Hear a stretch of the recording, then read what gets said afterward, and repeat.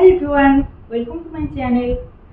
आज मु कौन बनी समस्त को तो जना से समस्त निज निज स्टाइल बनाती पर मो स्टाइल मत जमी इजी लगे आ कम ऑयल रे पार कम टाइम रे आस देखिए।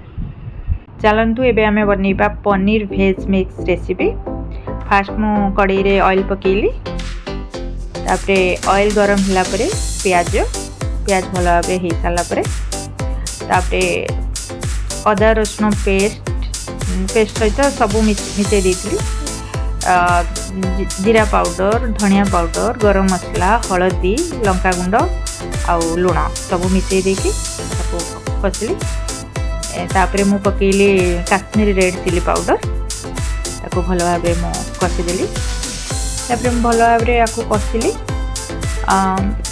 मो रोषे आप देखिए जे मु बहुत कम ऑयल यूज करे। कम ऑयल रे भी मसला भल भाव कषिकी रोषे कले भी भल लगे,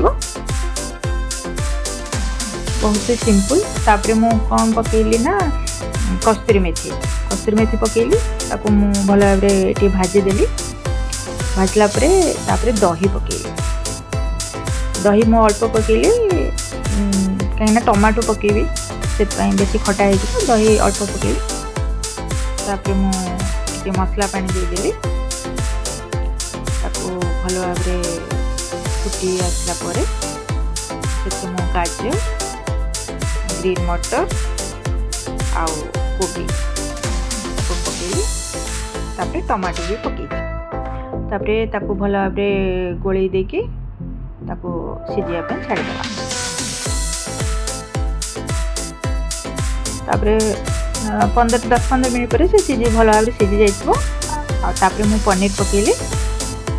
तापरे मु आउ 5-10 मिनट ताकू घोड़े कुक करी।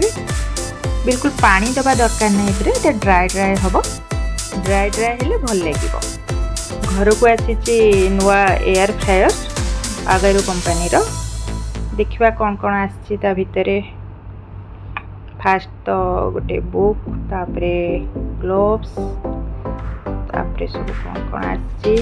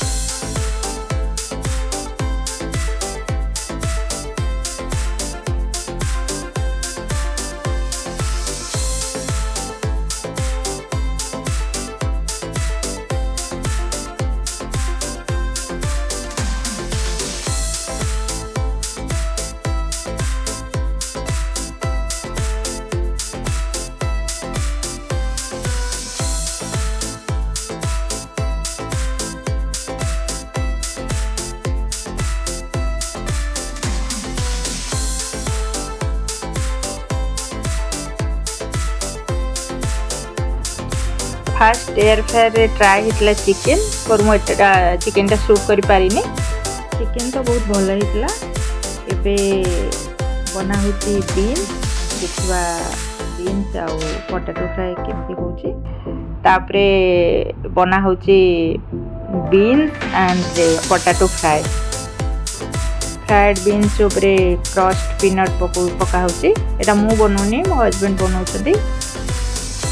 तापरे ताकू भल भाव गोले देले। तापरे एपटे पोटैटो फ्राई हम। पोटैटो रे कौन सब मसला पकई मुझे देखी पारि। तापरे पोटैटो को फ्राई करा जिवो एयर फ्रायर रे। बस आज ये आशा करूँ आपन को मो वीडियो पसंद आसीबो।